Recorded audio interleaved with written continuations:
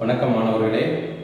இன்றைய வகுப்பில் by-heart Savart லாவினுடைய இன்னொரு application magnetic field at a point due to a long straight conductor carrying current பற்றி நம்ம பார்க்க போகிறோம்.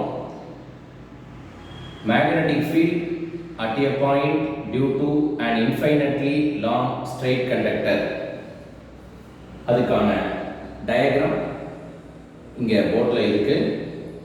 Let us first consider the conductor y dash which carries a steady current I as shown in the diagram.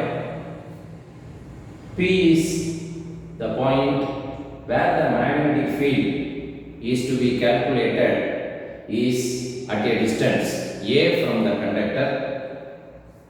AB is a small segment or line element on the conductor having length dl.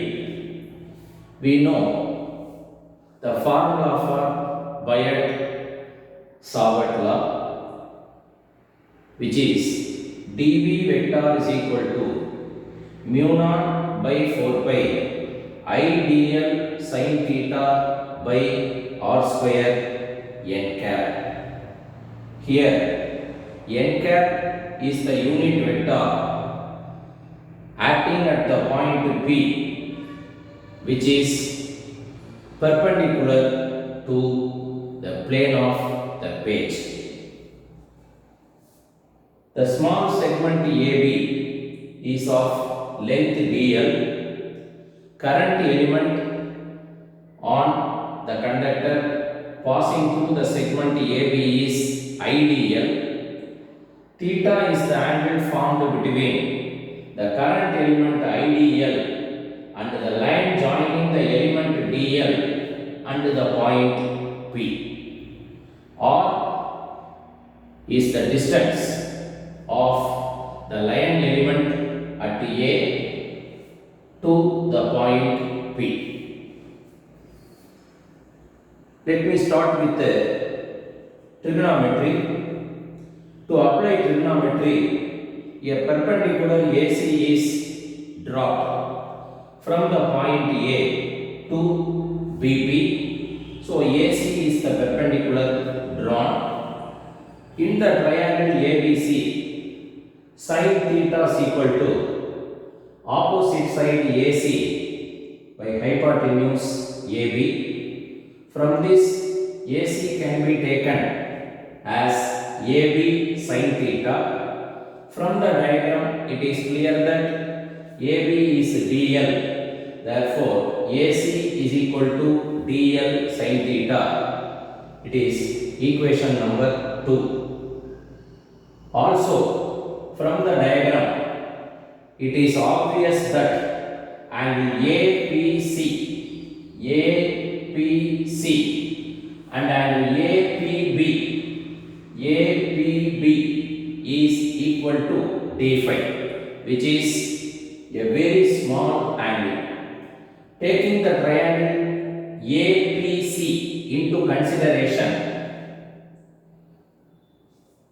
sin d phi is equal to opposite side AC by hypotenuse AP, which is equal to AC by R.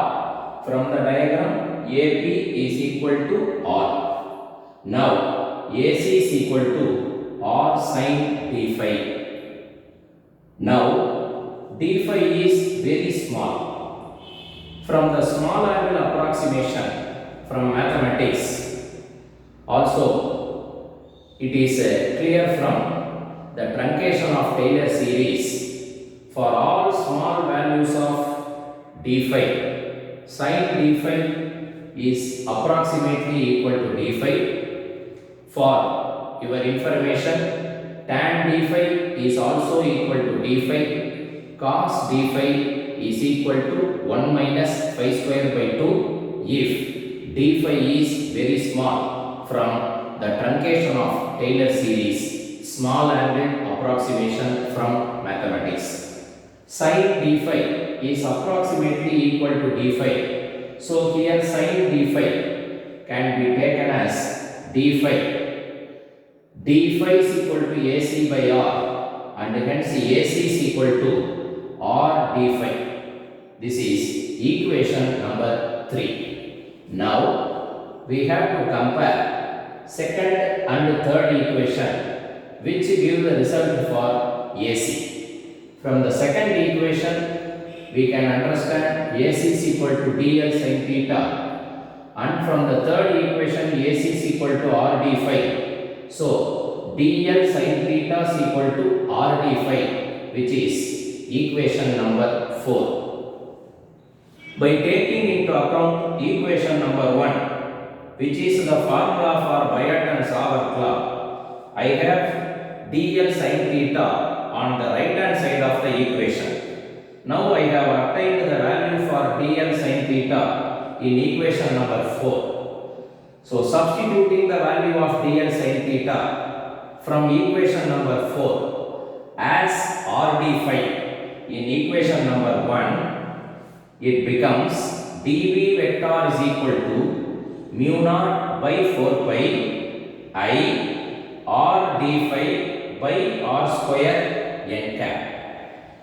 R in the numerator and 1 R in the R square in the denominator get cancelled. So I get the expression dv vector is equal to mu naught by 4 pi I d phi by R n cap. This is equation number 5. Now consider the diagram. The angle OPA is equal to phi, which is the angle between AP and OP. Here is AP and here is OP. The angle between AP and OP is phi. Now taking the triangle, here the angle is 90.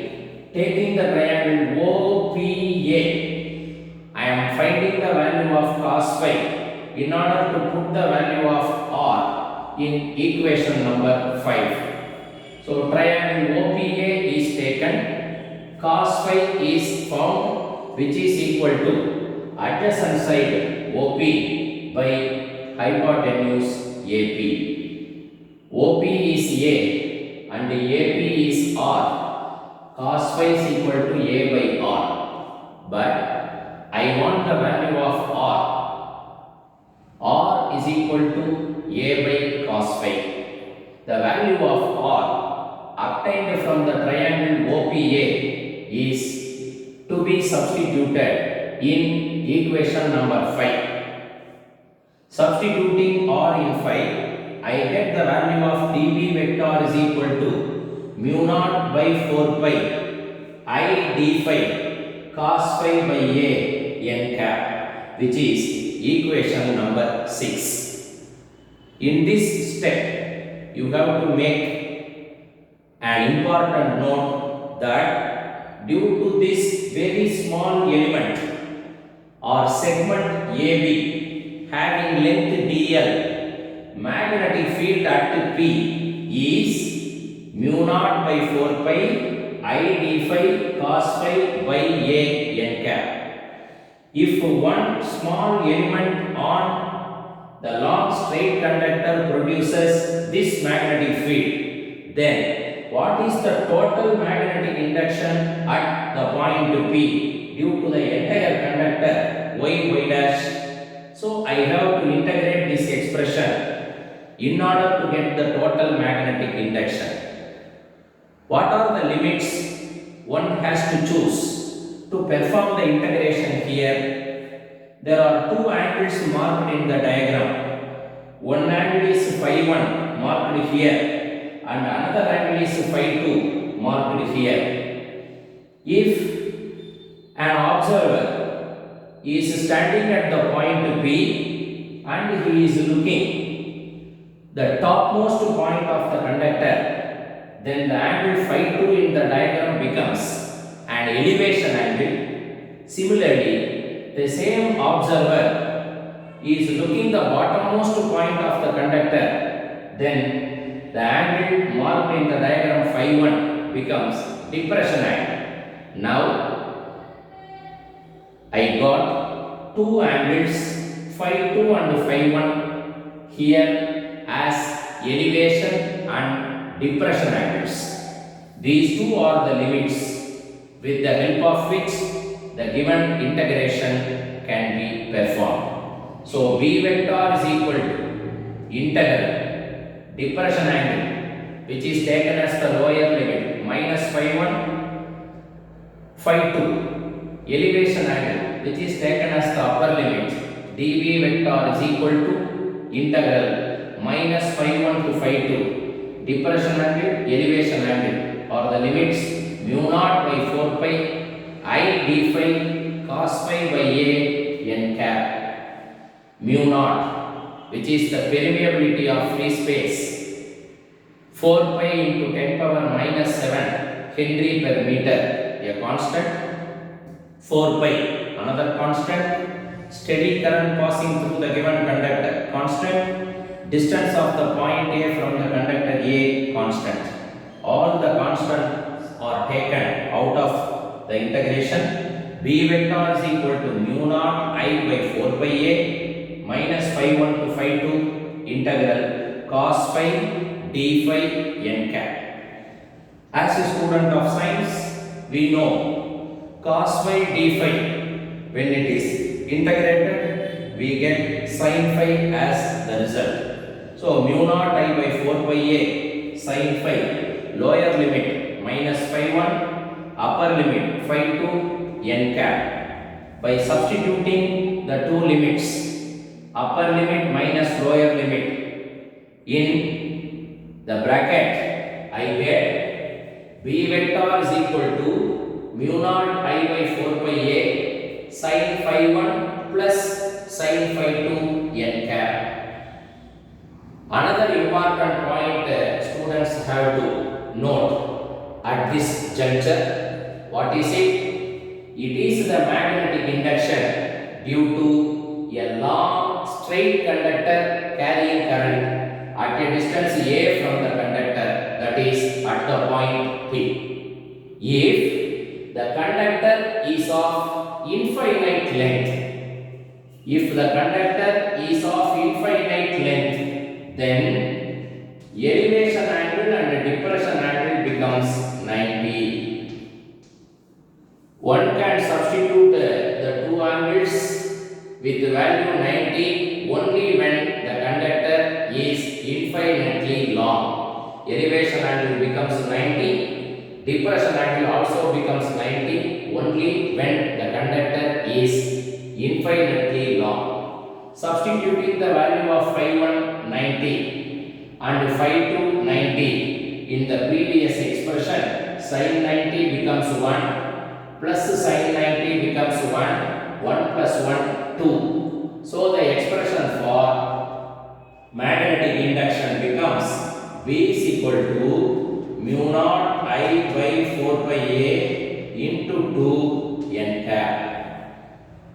2, 4, 2 times simplified.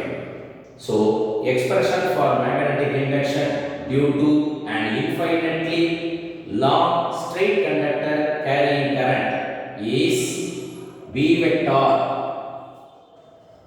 is equal to mu naught I by 2 pi A n cap. This is the magnetic induction due to an infinitely long straight conductor carrying current.